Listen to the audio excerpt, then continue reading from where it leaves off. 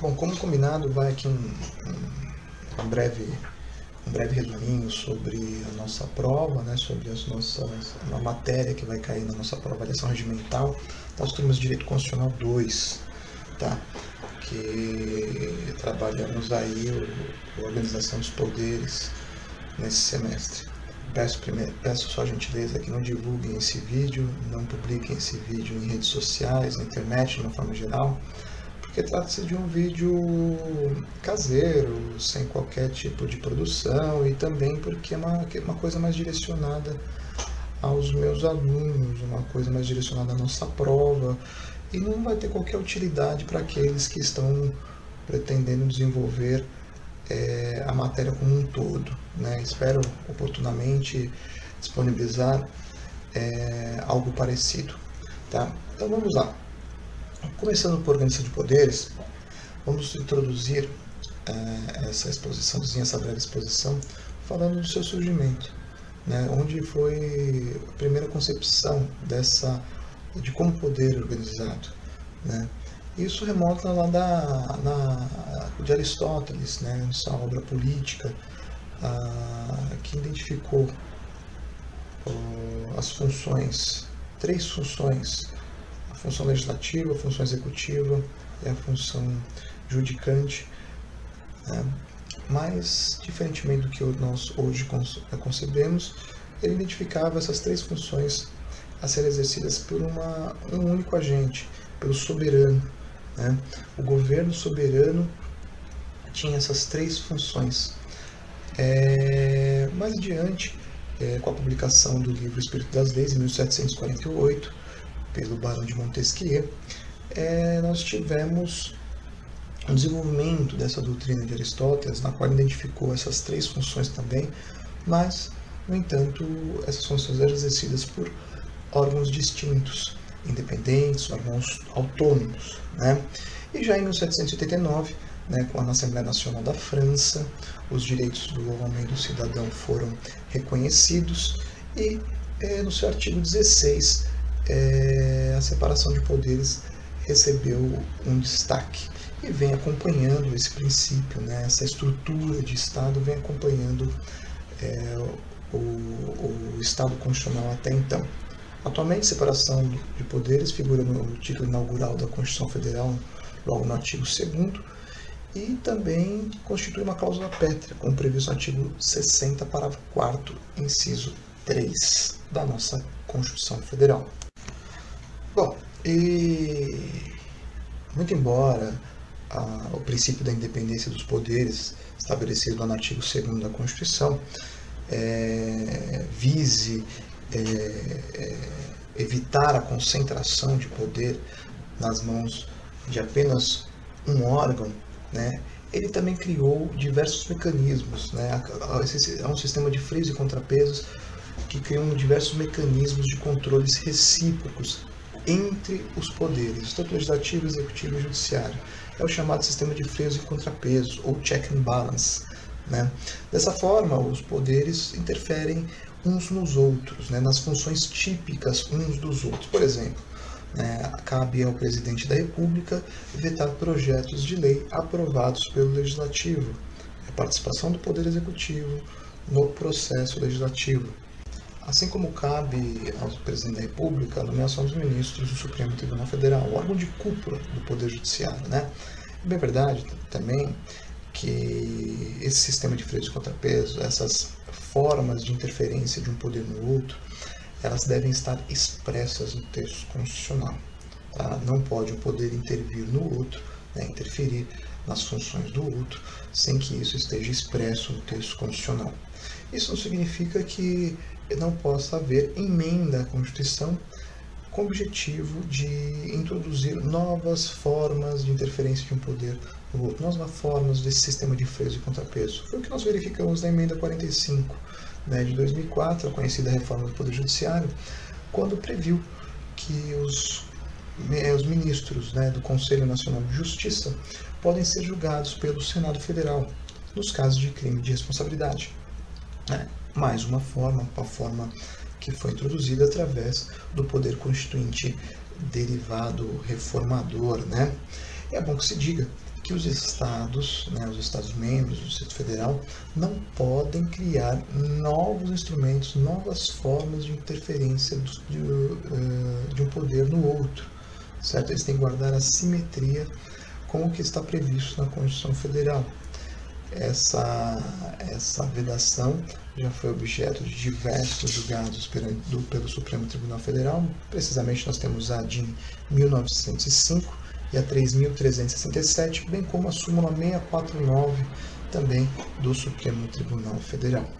Bom, dito isso, vamos falar um pouquinho acerca da mitigação da separação dos poderes em face da doutrina clássica, né, da doutrina de Montesquieu.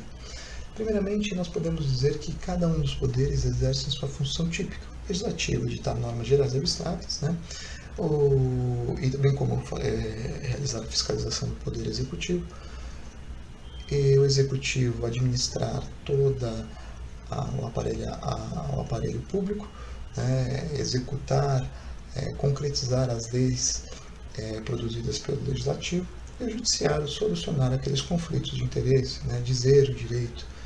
Né. No entanto, essas são as funções típicas de cada um desses poderes. Mas, como nós já vimos, cada um desses poderes exerce funções atípicas, próprias de outros poderes. Tá certo?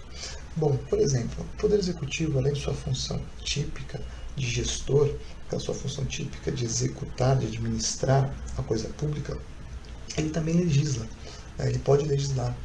Nós temos casos que o legislativo ele vai delegar esse poder ao Poder Judiciário através de uma resolução.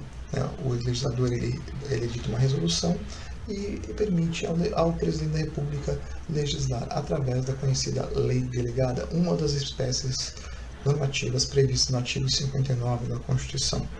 Certo? Bom, pode legislar também através de medida provisória. O Presidente da República é o legitimado para editar medida provisória.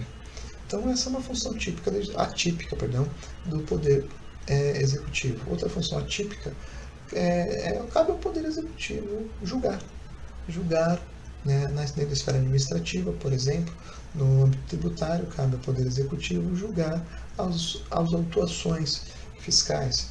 Vocês mesmos, nos recursos de trânsito, das multas de trânsito, quem julga é o Poder Executivo através do exercício de uma função atípica. No caso do Legislativo, possui funções atípicas de se auto-administrar, simplesmente quando realiza um concurso, quando concede férias a um servidor, quando realiza uma licitação para a compra de qualquer tipo de material que necessite a sua estrutura, bem como também exerce a função atípica de julgar, a função atípica do judicante, quando, por exemplo, julga o Presidente da República nos crimes de responsabilidade, através da Câmara, conhecendo e permitindo o processamento, e o Senado julgando o seu mérito. Já o Judiciário também exerce funções típicas e atípicas. As funções atípicas do Poder Judiciário referem-se, por exemplo, à edição do seu próprio regimento interno. A edição é uma função atípica legislativa. E uma função administrativa também, da mesma forma que o legislativo, quando concede férias aos seus servidores, quando realiza uma licitação e assim por diante. Bom, passada essa primeira parte, vamos agora falar pontualmente sobre aqueles pontos que eu passei no e-mail para vocês. Primeiro deles, composição e estrutura do Poder Legislativo da União, Estados, Distrito Federal e Municípios. Bom, a composição do Poder Legislativo, então, da União, ele é composto da Câmara dos Deputados, e do Senado Federal, ou seja, é um sistema bicameral. Hoje nós temos uma discussão mais ampla do que nas demais unidades da federação, dos demais entes federativos. Então, a composição a estrutura do Poder Legislativo Federal, ela é bicameral, composta pela Câmara dos Deputados e pelo Senado Federal. Ao passo que no âmbito estadual, a estrutura é unicameral. O poder legislativo é composto pelas assembleias legislativas, compostas pelos deputados estaduais. Já no Distrito Federal, a Casa Legislativa recebe o nome de Câmara Legislativa e seus membros deputados distritais. Esta Casa Legislativa, ela acumula as funções, as competências, melhor dizendo, tanto aquelas competências que a Constituição outorgou aos estados, quanto as competências que a Constituição outorgou aos municípios. Já no âmbito municipal, nós temos as câmaras municipais, ou as câmaras de vereadores. O sistema também unicameral e é composta pelos vereadores. Ok? Bom, então é isso que eu tinha para falar para vocês a respeito da composição. Vamos agora ver então o conceito e diferenças entre sessão legislativa, ordinária e extraordinária, período legislativo e legislatura.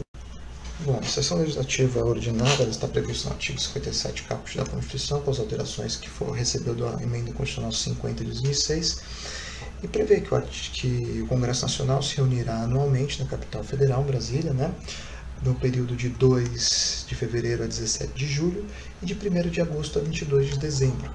Esse período é denominado Sessão Legislativa Ordinária. Tá? No restante do tempo, ao recesso, ou seja, 18 a 31 de julho e de 23 de dezembro a 1º de fevereiro, ao recesso, havendo necessidade de uma convocação extraordinária. Nas hipóteses previstas no texto constitucional, poderá haver essa convocação extraordinária e a realização de uma sessão legislativa extraordinária, ou seja, a sessão legislativa extraordinária se dá apenas no recesso. Bom, legislatura, o termo legislatura, ele refere-se ao período de 4 anos, ou seja, uma legislatura corresponde a 4 sessões legislativas ordinárias, que é o mesmo tempo do mandato de um deputado federal. Já período legislativo é aquele espaço de tempo entre um recesso e outro, ou seja, dentro de uma sessão legislativa ordinária, nós temos 2 períodos legislativos. O primeiro período legislativo se dá do dia 2 de fevereiro ao dia 17 de julho, e o segundo período legislativo de 1º de agosto a 22 de dezembro. Então, vamos falar um pouco do processo legislativo, mas antes de falar propriamente do processo legislativo, cabe aqui também lembrar que as espécies normativas previstas no artigo 59 da Constituição, ou seja, nós temos as emendas constitucionais, aquelas que gozam de hierarquia superior às demais espécies normativas previstas nesse artigo 59. Depois temos as leis complementares, as leis ordinárias, as leis delegadas, as medidas provisórias, os decretos legislativos e as resoluções, tá certo? Bom, a inobservância do processo legislativo, ela acarreta um vício da norma editada. A norma que foi elaborada através de um processo viciado, ela será uma norma inconstitucional, porque não observou o procedimento estabelecido pela Constituição para a sua elaboração. Esse vício pode se dar em diversas formas, pode se dar em diversas fases desse processo, esse procedimento legislativo. Se esse vício se der na iniciativa, nós temos diante de um vício formal subjetivo. Mas se esse vício ocorrer em outra fase do processo legislativo, nós teremos um vício formal subjetivo. Por exemplo, não foi observado o quórum de votação. É um vício formal objetivo. O vício material diz respeito ao conteúdo da norma, diz respeito ao objeto da norma. Por exemplo, uma lei que vem introduzir a pena de morte, o objeto da lei, a pena de morte, instituir a pena de morte no Brasil, ela possui um vício material. Bom, nós temos 3 espécies de processo legislativo. Processo legislativo o ordinário, ou comum, que é aquele utilizado para a elaboração das leis ordinárias.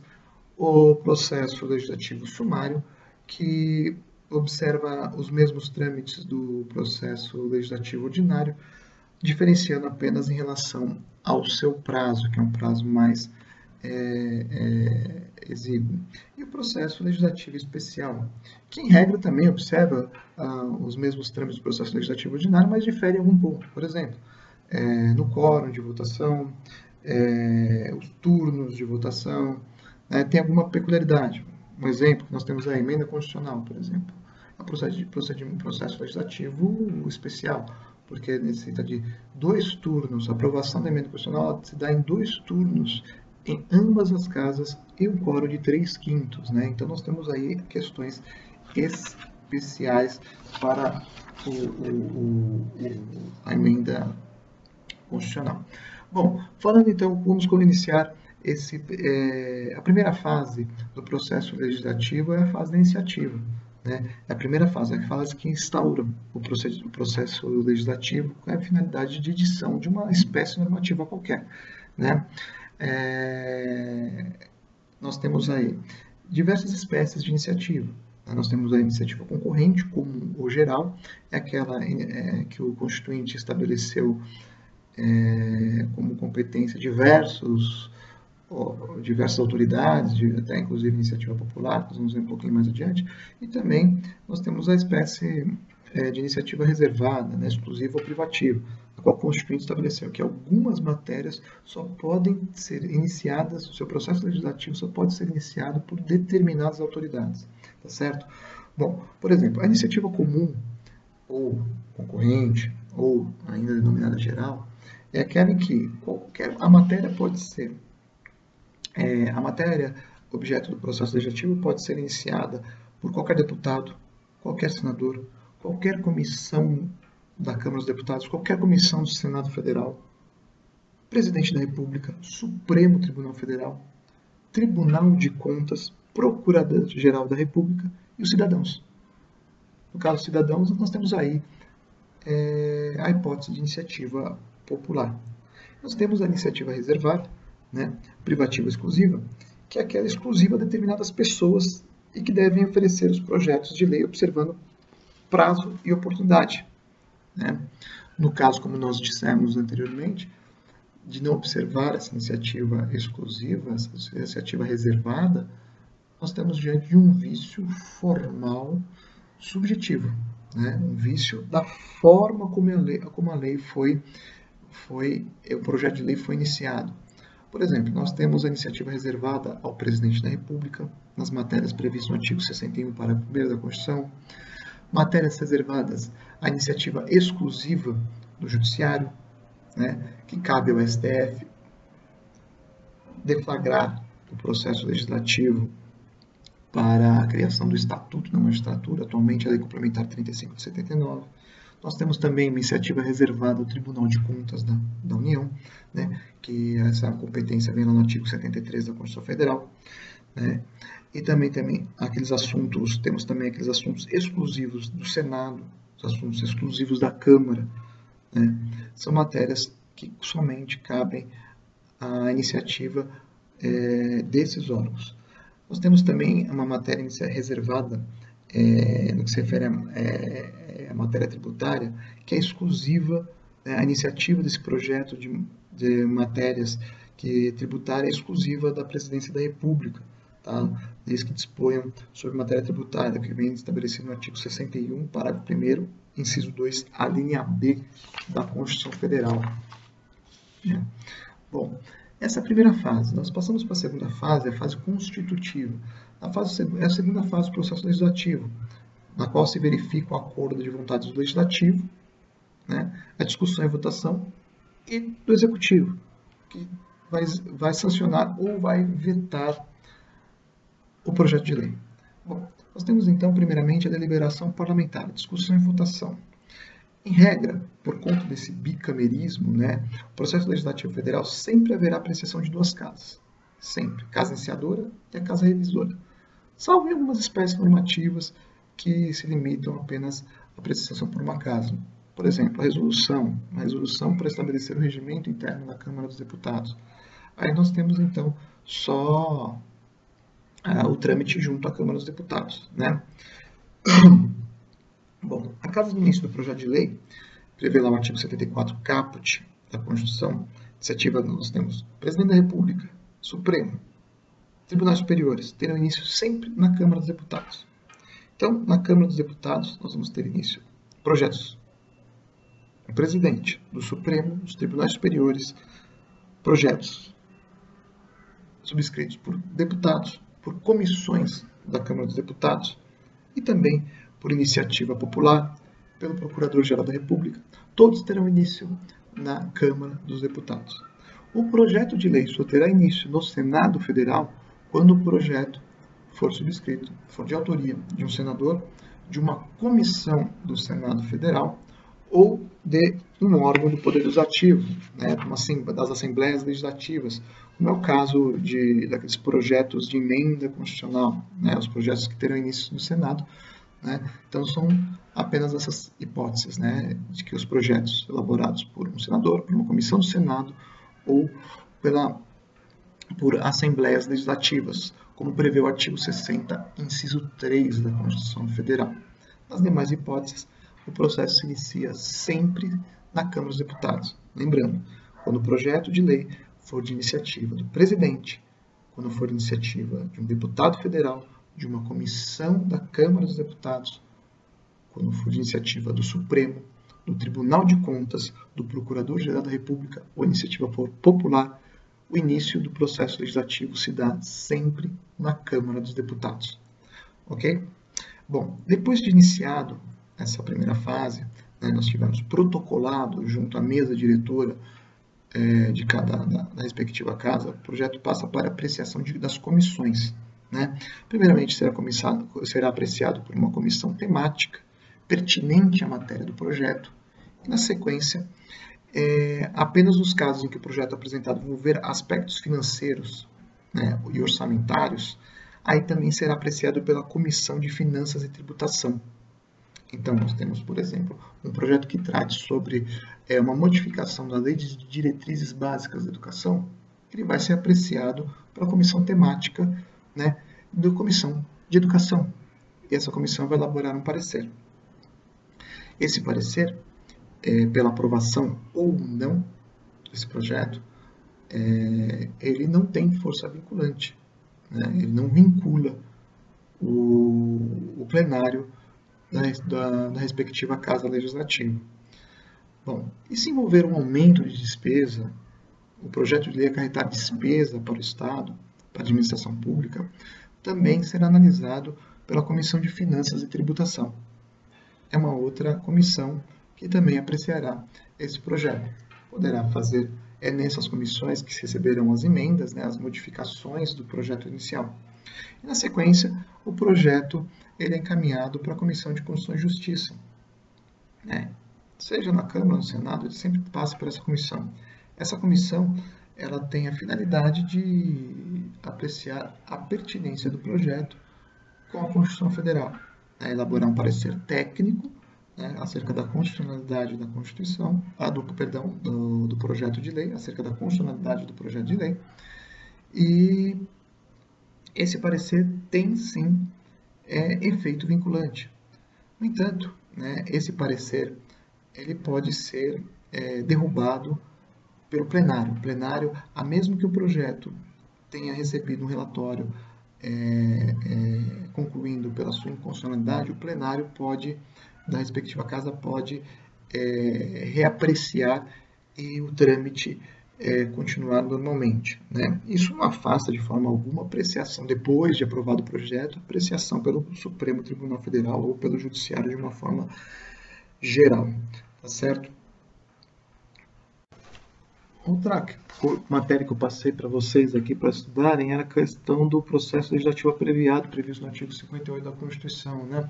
Aproveitar que estamos falando das comissões temáticas, cabe que essas comissões temáticas elas não se limitam apenas a editar pareceres. Em algumas situações, em alguns projetos de lei, elas podem, inclusive, dispensar a apreciação do projeto de lei do plenário da respectiva casa. Certo?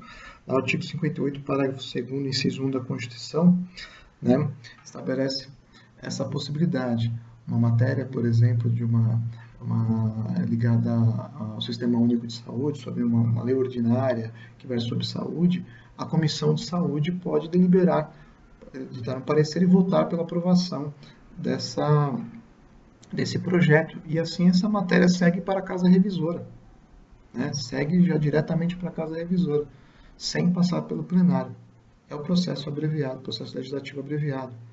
Só que o plenário, ele pode avocar esse processo legislativo mediante recurso de 1/10 dos membros da Casa.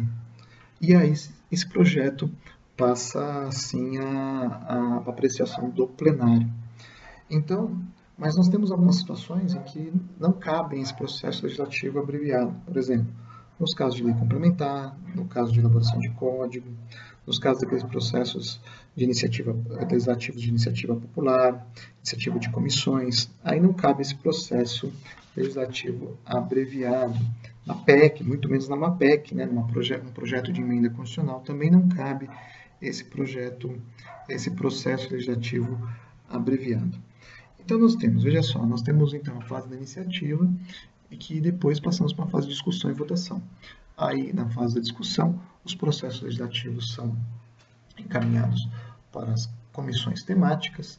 Essas comissões temáticas, elas elaboram um parecer, recebem emendas e aí passa para uma comissão de tributação e orçamento, no caso de o projeto acarretar custos, né? No caso acarretar alguma oneração do erário do Estado. E, na sequência, para uma comissão de Constituição e Justiça, para verificar a pertinência do projeto de lei com a Constituição Federal. No caso de um relatório desfavorável ao projeto de lei pela sua inconstitucionalidade, aí nós temos um parecer vinculante. No entanto, o plenário poderá derrubar esse relatório. O plenário da respectiva casa poderá derrubar esse relatório e o processo legislativo segue normalmente. Nós temos ainda o processo legislativo abreviado, no qual a comissão temática competente para apreciar determinada matéria, ela pode votar pela aprovação ou não num projeto de lei, né, sem a participação do plenário. No entanto, o plenário tem a prerrogativa de, através de 1/10 dos seus membros, né, avocar o projeto de lei para apreciação do plenário. Uma vez aprovado um projeto, determinada redação, numa casa legislativa, esse processo legislativo é encaminhado imediatamente à Casa Revisora. Se o processo se iniciou na Câmara dos Deputados, a Casa Revisora será o Senado. Se o processo legislativo iniciou-se no Senado, a Casa Revisora será a Câmara. Realizada qualquer tipo de emenda nesse projeto de lei, somente a emenda será devolvida para a apreciação da casa que iniciou o projeto, da casa iniciadora do projeto. Tá? Vale lembrar que na Casa Revisora o trâmite é muito parecido. Passa-se também o projeto de lei pelas comissões temáticas da respectiva Casa Revisora, bem como da Comissão de Constituição e Justiça. Tá? Da mesma forma. Então, voltando, a emenda que é recebida elaborada pela Casa Revisora, ela vai ser reapreciada pela Casa Iniciadora. Tá? Aprovada a emenda, o projeto segue para a sanção presidencial. Não aprovada a emenda, o projeto segue sem a emenda para a sanção presidencial. Ou seja, prevalece a vontade da Casa Iniciadora. No entanto, uma vez rejeitado o projeto de lei, ele é arquivado. Rejeitado na Casa Iniciadora, arquivado ali mesmo.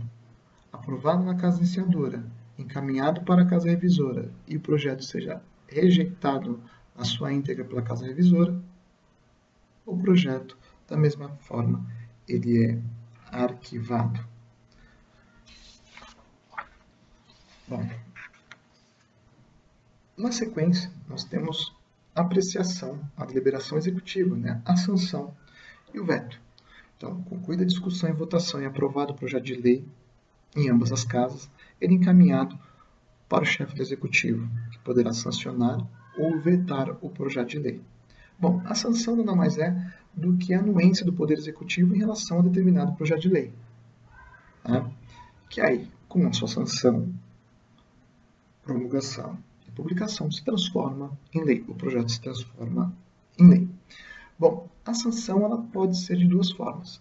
Ela pode ser uma sanção expressa, ou seja, o chefe do Poder Executivo ele vai manifestar a sua concordância com o projeto de lei, né? Ou tácita, se o chefe do Poder Executivo permanecer em silêncio pelo prazo de 15 dias úteis.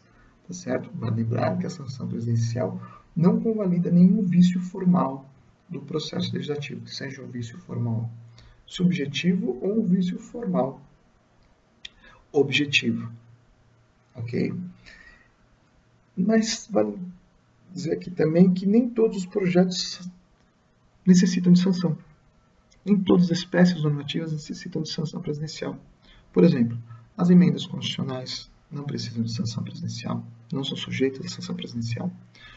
Os decretos legislativos, as resoluções também não são objeto de sanção presidencial. Agora, o veto, de outro lado, o veto na verdade, ele é a discordância. A sanção é a anuência e o veto é a discordância acerca de um projeto de lei do presidente da República. Bom, se o presidente tem 15 dias úteis para sancionar um projeto de lei sob pena de verificar a sanção tácita, ele tem 15 dias úteis para vetar um projeto de lei. O veto ele pode ser total, vetar todo o projeto de lei, ou o veto pode ser também parcial, vetando apenas partes do projeto de lei. No entanto, esse veto parcial não significa que o presidente possa vetar como melhor lhe aprouver. O presidente ele pode vetar um artigo, ele pode vetar um inciso, uma linha, um parágrafo. Ele não pode vetar partes de uma frase, partes de um artigo, partes de um inciso. Ou ele veta todo o artigo, ou ele veta todo o inciso. Né? Caso contrário, o veto não seria um veto válido. Né? O veto também ele deve ser motivado. O veto ele não pode ser um veto sem qualquer tipo de fundamento. Ou o veto ele é político, ou o veto ele é jurídico. Ele é um veto político, por exemplo, quando o projeto de lei não atende os interesses públicos. Né? Ou o veto é jurídico. O veto jurídico, o presidente vai fundamentar a sua discordância com o projeto em razão do projeto não estar em conformidade com a Constituição. É um projeto de lei inconstitucional.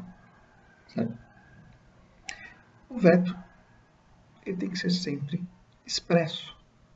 Né? Vai ter que ser sempre expresso, motivado e por escrito. Nós não temos veto tácito. Tá? O veto não pode adicionar nada ao projeto de lei. Tá? Agora, o veto do presidente da República no projeto de lei, ele pode ser derrubado. Né? Ele pode ser derrubado. E pode ser derrubado por uma sessão conjunta do Congresso Nacional, como nós temos verificado ultimamente. Né? Só uma outra característica do veto, né? O veto sem motivação, ele tem os mesmos efeitos de uma sanção tácita. Se o presidente não motivar o veto, considera-se o projeto aprovado, sancionado. E o silêncio do presidente, como nós falamos, equivale a uma sanção tácita. Após a sanção presidencial, o projeto de lei ele será encaminhado para promulgação e publicação. Como eu estava falando, o veto ele será apreciado, todo veto presidencial é apreciado numa sessão conjunta da Câmara e do Senado dentro de 30 dias a contar do seu recebimento. Então nós temos uma sessão do Congresso Nacional e pelo voto da maioria absoluta dos deputados e senadores, o veto pode ser derrubado. E o veto derrubado equivale à sanção. Ou seja, o projeto de lei que foi aprovado, mas parte dele ou a sua integralidade tenha sido vetado pelo presidente da República, e esse veto derrubado por essa sessão conjunta do Congresso Nacional, equivale à sanção. Então, assim, derrubado o veto, o projeto será remetido ao presidente da República para promulgação. Ele tem que promulgar, mesmo não anuindo. Mas se o veto for mantido, o projeto será arquivado. Né? Não promulgada em 48 horas pelo presidente da República, cabe ao presidente do Senado fazer essa promulgação e publicação do projeto. E se este não fizer no igual prazo, ou seja, em 48 horas, cabe ao vice-presidente fazer a sanção, melhor dizendo, a publicação, a promulgação e a publicação. Bom, entramos agora na fase complementar, que é a fase da promulgação e publicação.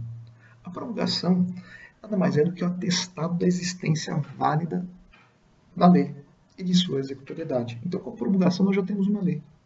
Né? Muito embora não esteja em vigor e não seja eficaz, a promulgação ela vai certificar o nascimento da lei.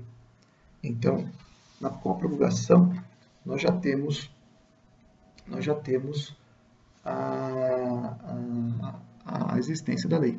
E a publicação é um ato posterior em que o projeto de lei aprovado pelas casas legislativas e sancionado pelo presidente da República, ou ainda que não tenha sido sancionado pelo presidente da República, o veto desse projeto tenha sido derrubado, né, pelo Congresso Nacional, aí o projeto de lei será publicado no Diário Oficial. E com essa publicação no Diário Oficial, passa a ser exigível de todos os cidadãos. Tá certo? Bom, aí eu falei para vocês que ia cair também, né, a gente já falou, comissão de parlamentar de inquérito, vou falar mais adiante, mas tem a questão das limitações circunstanciais para aprovação em emendas constitucionais. Né? Nós temos várias limitações. A gente se baseou só nas limitações circunstanciais, mas vocês sabem que tem as limitações formais, né, os procedimentos, né, para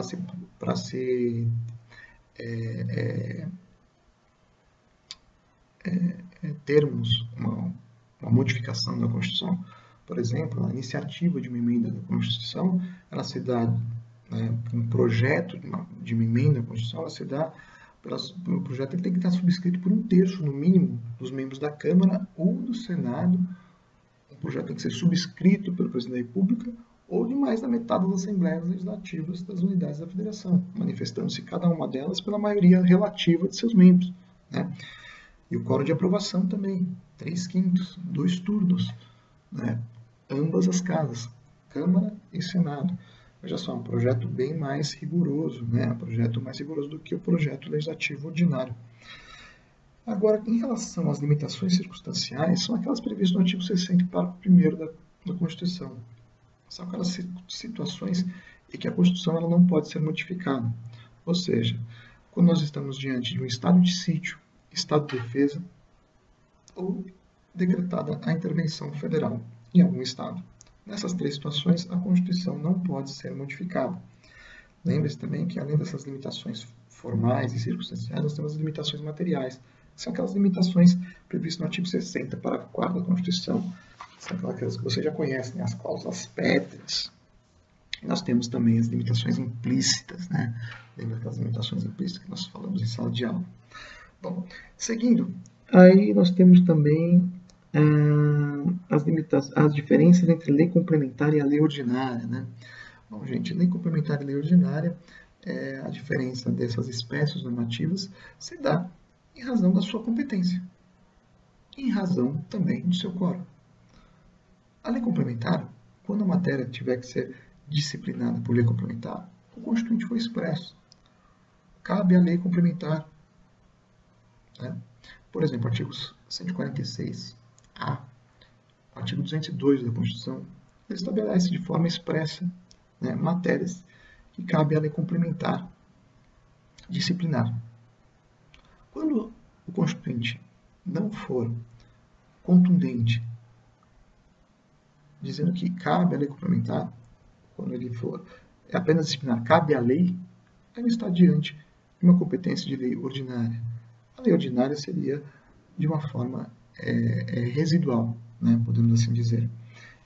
Tudo aquilo que não for matéria de lei complementar, não for matéria de decreto legislativo, não for matéria de resolução, é matéria de lei ordinária.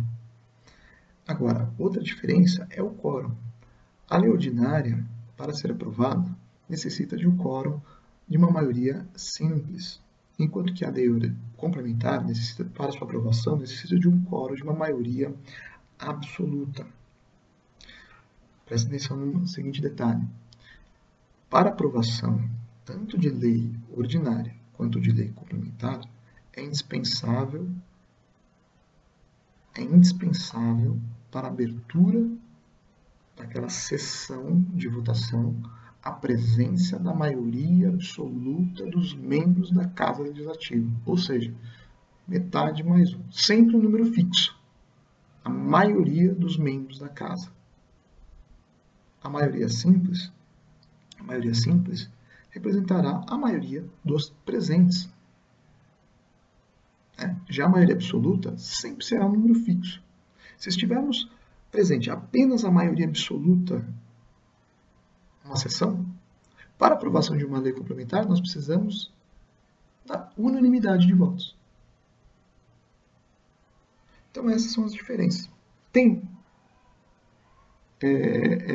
uma espécie que é hierarquicamente superior à outra? Lei complementar é superior à lei ordinária? Não, de forma alguma. Cada uma tem a sua competência. Outra espécie normativa que a gente vai trabalhar é a medida provisória, né?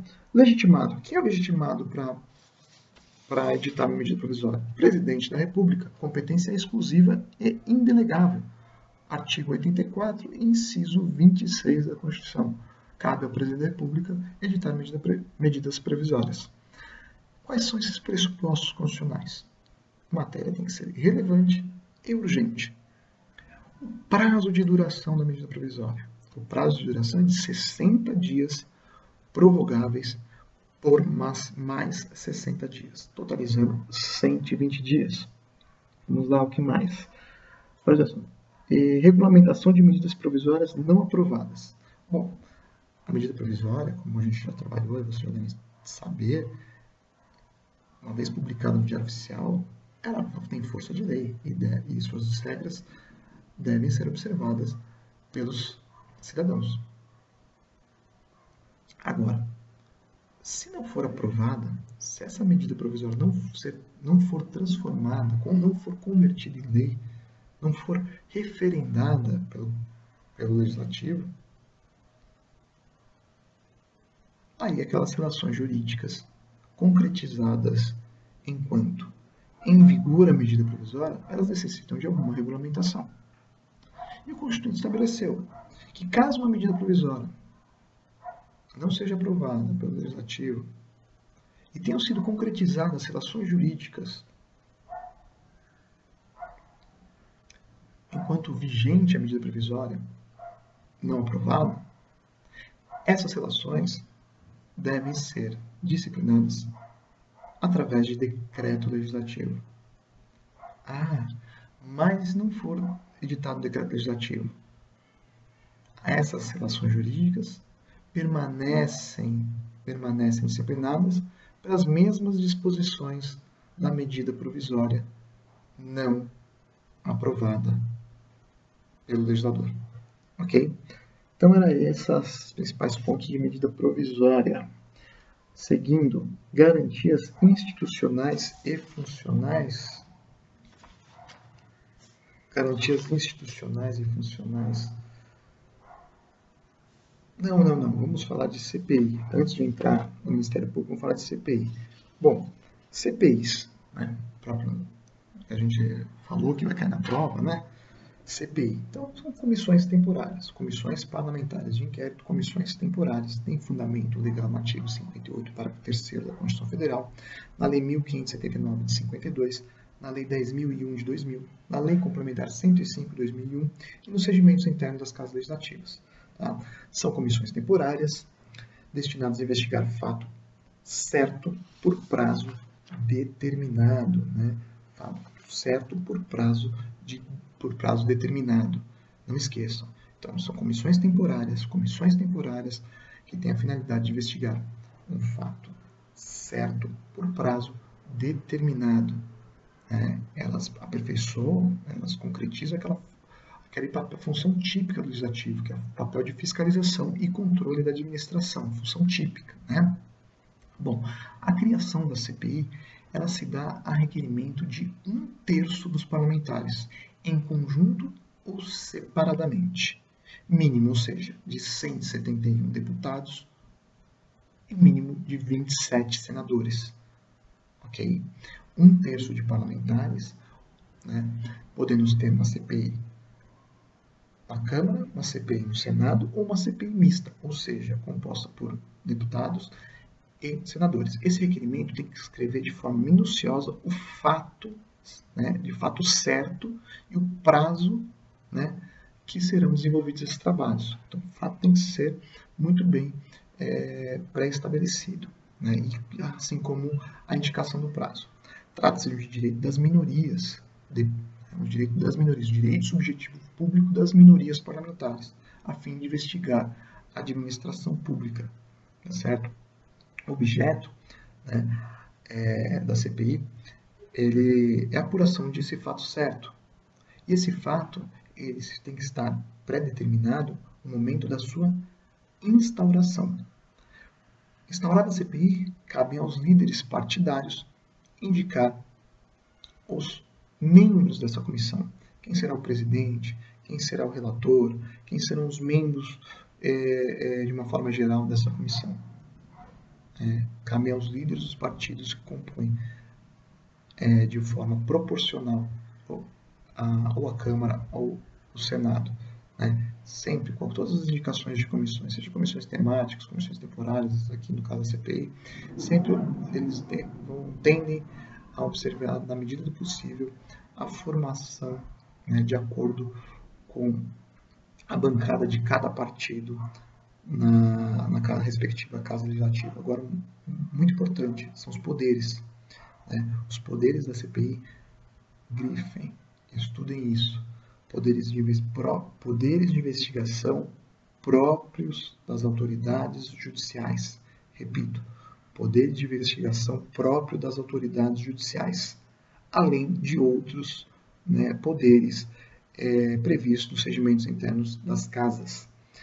A CPI, como vocês podem ver diariamente no noticiário, elas podem determinar diligências que julgarem necessárias, convocar ministros de Estado, tomar de depoimento de qualquer autoridade federal, estadual, municipal, né, tomar depoimento, ouvir indiciados.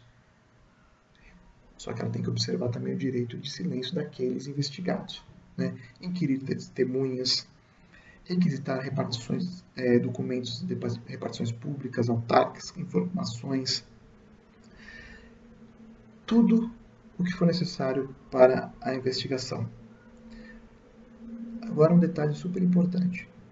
O Supremo Tribunal Federal já sedimentou o entendimento de que as CPIs, por terem poderes de investigação próprios de autoridades judiciais, elas podem também, independentemente de autorização judicial e observadas as formalidades legais, realizar a quebra de sigilo fiscal, a quebra do sigilo bancário, a quebra do sigilo de dados, aí inclusive os dados telefônicos. Dados telefônicos são aqueles dados, né, estanques, aqueles dados, né, que não compreendem a interceptação telefônica. Os dados telefônicos, né, apenas aqueles dados que para quem o indivíduo ligou, quem recebeu, duração da chamada, né, a interceptação da conversa, isso não é autorizado. A CPI não tem poderes para a quebra do sigilo de comunicação telefônica, né, da interceptação telefônica. Somente terá quebra, a interceptação telefônica só é permitida com autorização judicial. Okay? Agora, todo requerimento, todas as deliberações também das CPIs devem ser motivadas. Certo? Todas têm que ser motivadas. Inclusive, para observar, devendo observar o artigo 93, inciso 9 da Constituição, né, sob pena de nulidade. Todo requerimento, toda deliberação da CPI tem que ser motivada. Então, sob pena de nulidade. As conclusões da CPI. Bom, a CPI ela finaliza seus trabalhos elaborando um relatório final, de tudo aquilo que foi investigado, tudo aquilo que foi apurado no curso dessa investigação. Agora, esse relatório ele não vai sancionar nenhum dos investigados. O relatório ele vai ser encaminhado para diversas autoridades, principalmente para o Ministério Público. Né? Se for matéria estadual, para o Ministério Público Estadual, se for matéria federal, para o Ministério Público Federal. Também pode ser encaminhado para órgãos públicos em geral. Né? Se temos alguns investigados que pertencem ao Ministério da Fazenda, será encaminhado para o Ministro da Fazenda, assim como será encaminhado também para a advocacia, pode ser encaminhado para a Advocacia Geral da União, para por exemplo, providenciar o ressarcimento do erário público no caso de algum desvio, né? Porque a sanção pode ser tanto na esfera penal, na esfera administrativa, como na esfera civil também. Bom,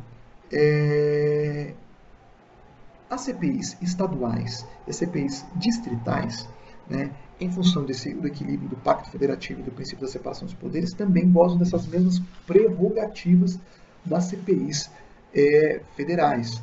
Né? Então, a CPI federal e estadual podem requisitar todas essas prerrogativas próprias da autoridade judicial.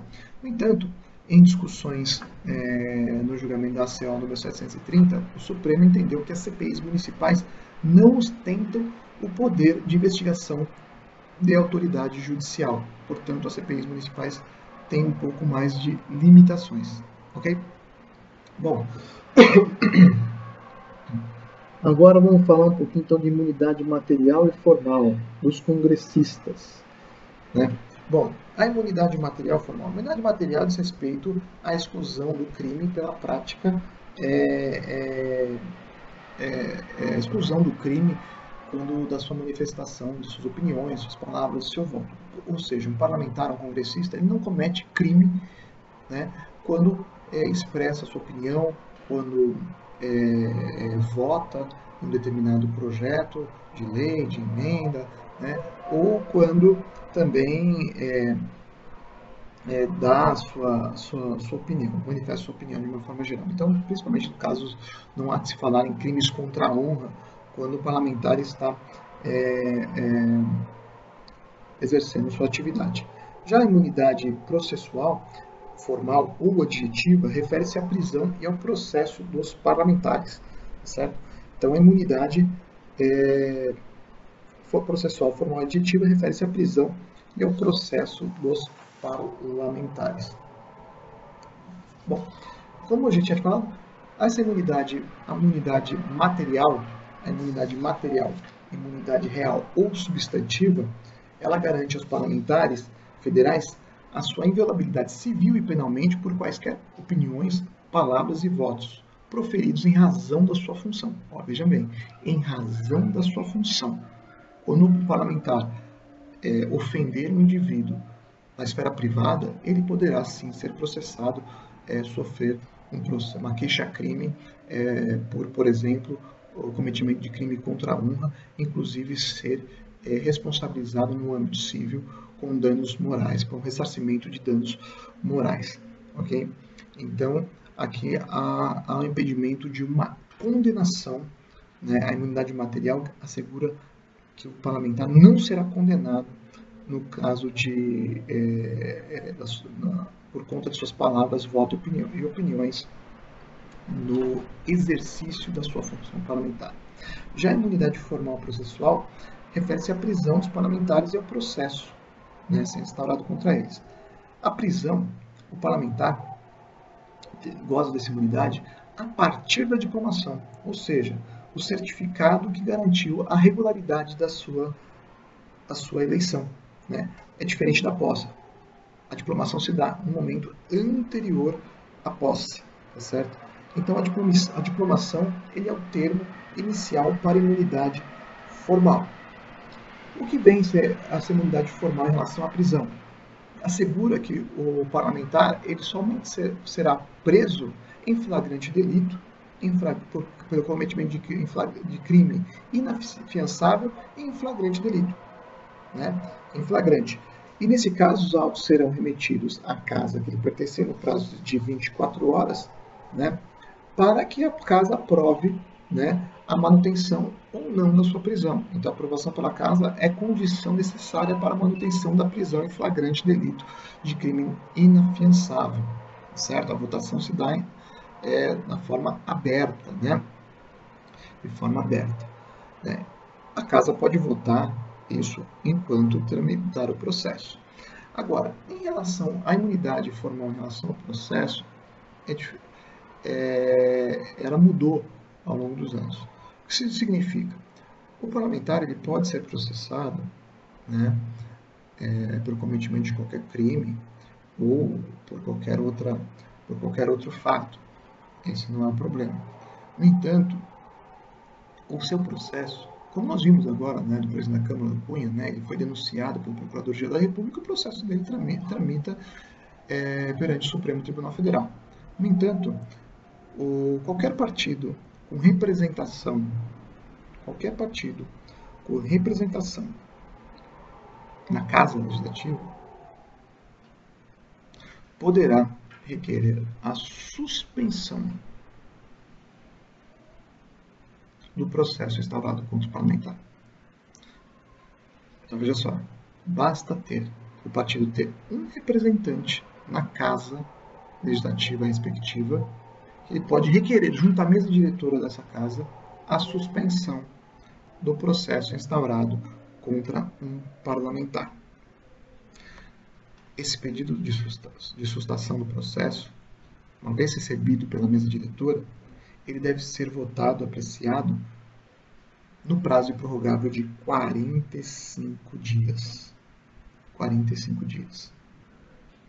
Se o pedido não for aprovado, se o pedido não for aprovado, o processo tem seu trâmite normal. Agora, se o pedido for aprovado, o processo instaurado contra o parlamentar, ele é sobrestado, ele é suspenso, assim como também fica suspenso o prazo prescricional. Ok? Bom, os crimes cometidos antes da diplomação não são atingidos por essa imunidade formal. Ou seja, os crimes cometidos antes da diplomação do parlamentar, ele responderá normalmente. Né? Responderá normalmente, não pode ser suspenso. Agora, uma vez no processo em curso, né, perante o Supremo Tribunal Federal, que é o foro, né, onde são processados os parlamentares, e se esse processo não tiver sido concluído, não tiver uma decisão definitiva até o fim do mandato parlamentar, e esse não seja reeleito, esse processo ele será remetido ao juízo ordinário. Ok? Bom, os deputados estaduais também gozam dessas mesmas prerrogativas, né, dos parlamentares federais, também gozam da imunidade material, e observadas, lógico, o princípio da simetria, né?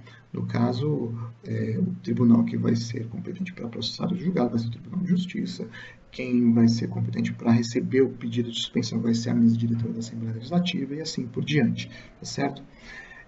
No caso dos vereadores, essa imunidade limita-se apenas à imunidade material, ou seja, pelas suas opiniões, palavras e votos. Os vereadores, portanto, só têm imunidade material e na circunscrição do município. Ou seja, os vereadores eles não gozam da imunidade formal, ok? Bom, então essas são as questões que eu queria passar para vocês em razão as questões da imunidade material e formal dos congressistas. E agora a gente acho que vê as garantias, né? As garantias institucionais e funcionais do Poder Judiciário. Bom, garantias institucionais, ou seja, as garantias que o Poder Judiciário detém, né, a fim de assegurar a sua independência em relação aos demais poderes. A primeira delas, garantias de autonomia orgânico-administrativa. Ou seja, cabe aos tribunais a estruturação, definir como serão estruturados e como funcionarão, né, os seus órgãos. Por exemplo, eleição dos seus órgãos diretores, sem qualquer interferência de um outro poder. Quem vai elaborar o seu regimento interno também vai ser o próprio tribunal. Organizar a estrutura administrativa interna em geral. né? Então, todas essas prerrogativas asseguram a independência orgânico-administrativa. Também, para assegurar essa independência, os tribunais, né, o Poder Judiciário goza de autonomia financeira, uma autonomia financeira. Os tribunais, eles elaboram suas próprias propostas orçamentárias dentro de limites estabelecidos em conjunto com os demais poderes. Lógico, o tribunal não pode, os tribunais eles não podem exigir do Poder Executivo uma verba ilimitada fora daqueles limites do orçamento do próprio Estado, mas sim, dentro do que ele couber, ele que vai estabelecer, né, o como gastar, em que gastar, tá certo?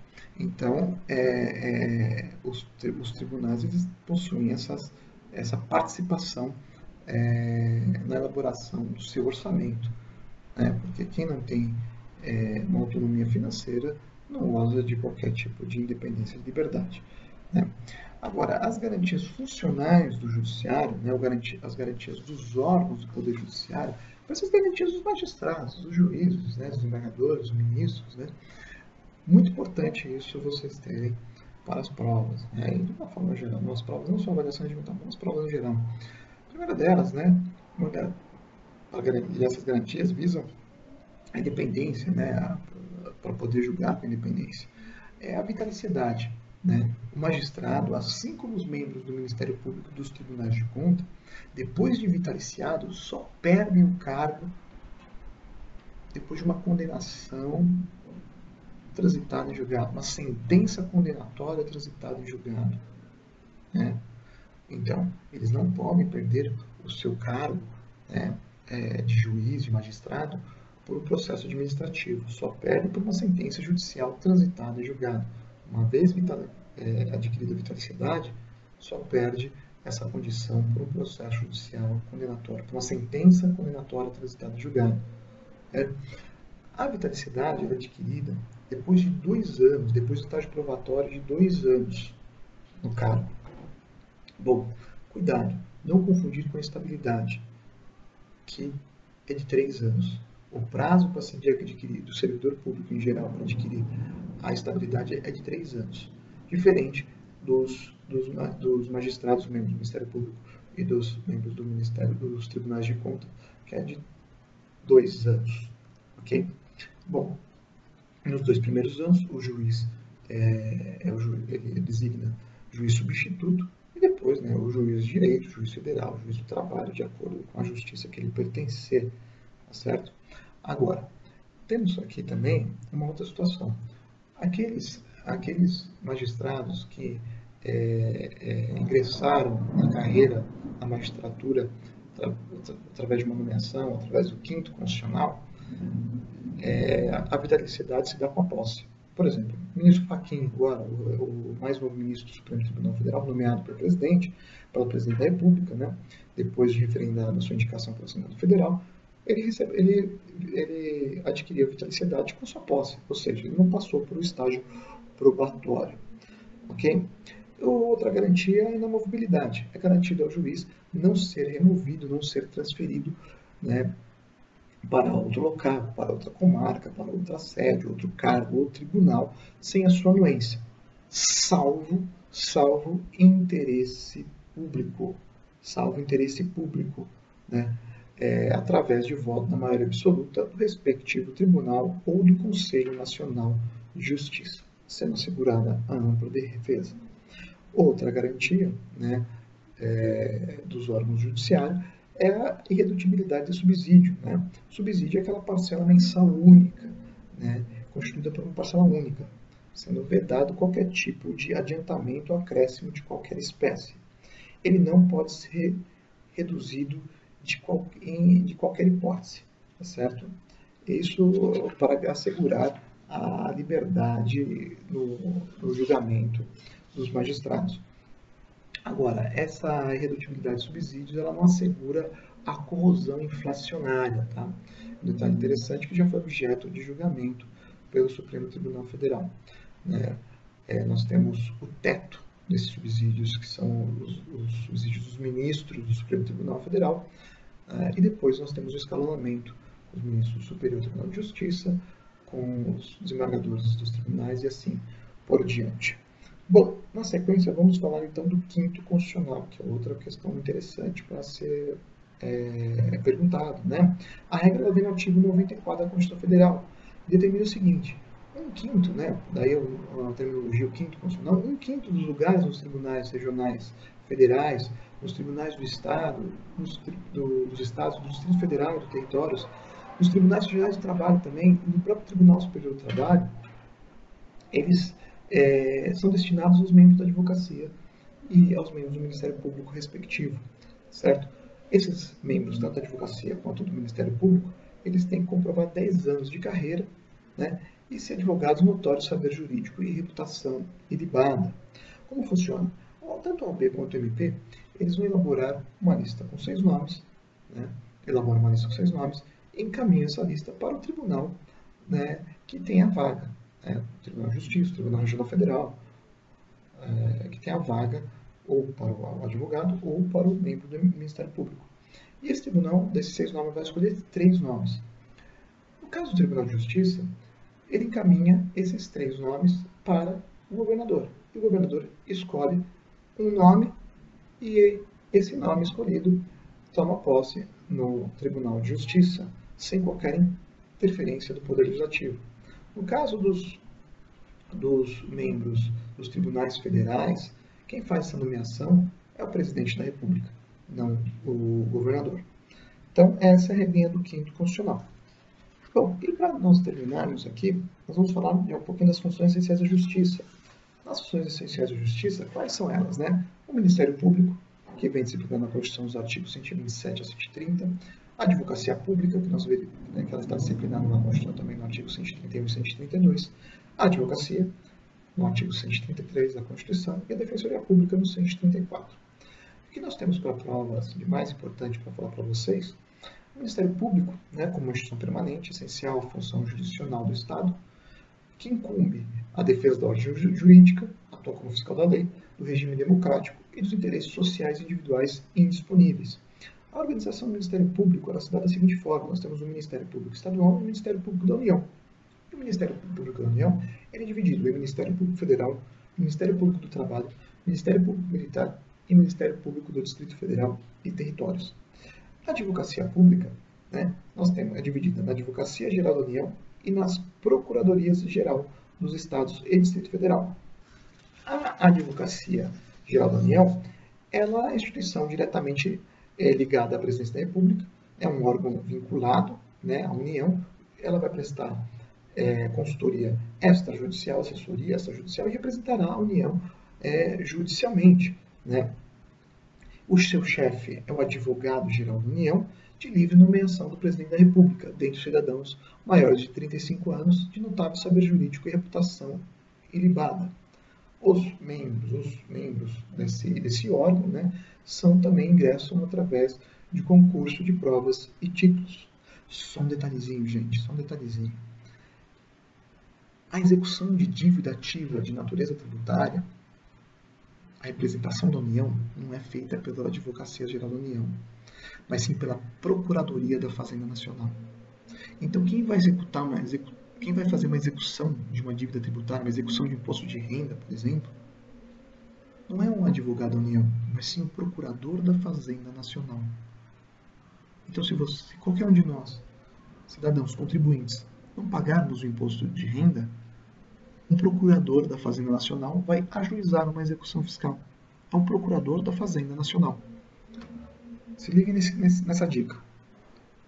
Bom, no âmbito estadual, quem exerce a representação do Estado, né, e do Distrito Federal são os procuradores dos Estados. E o procurador do Distrito Federal, procurador do Distrito Federal. Mas são advogados dos Estados, né? Representação judicial e consultoria jurídica. Os procuradores dos Estados são organizados em carreira também, com ingresso através de provas e títulos, né? Sempre com participação da OAB nesses concursos da gente. E o chefe da carreira são denominados procurador, né? Procurador-geral do Estado. E esse procurador-geral do Estado é escolhido pelo governador, né? Integrantes, dentre aqueles integrantes da carreira. É uma norma de confiança, vai ser o procurador-geral, né? O advogado, aquele que vai defender o Estado, o governador, né? Nós temos o 133, que disciplina a única carreira privada disciplinada na Constituição. 133. O advogado é indispensável à administração da justiça inviolável por seus atos e manifestações do exercício da profissão nos limites da lei. Veja só, uma profissão essencial à justiça. Nós temos os princípios, né, da advocacia, a indispensabilidade do advogado, salvo algumas exceções, né, que é dispensável, né, a atuação do advogado, como no caso do habeas corpus, da revisão criminal, juizados especiais estaduais, nas causas até 20 salários mínimos, nos juizados estaduais federais, nas causas até 60 salários mínimos, na justiça do trabalho. Nós temos também um outro princípio da advocacia, a imunidade do advogado, né, devendo obedecer os limites estabelecidos no seu estatuto, que é a Lei 8.906 de 94, né, sendo restrita como prerrogativa as manifestações e atos durante o exercício da profissão. Os advogados têm imunidade no exercício da profissão, né. Então, outra coisa que é interessante falar sobre a advocacia são os requisitos para ingressar na carreira, né, da advocacia.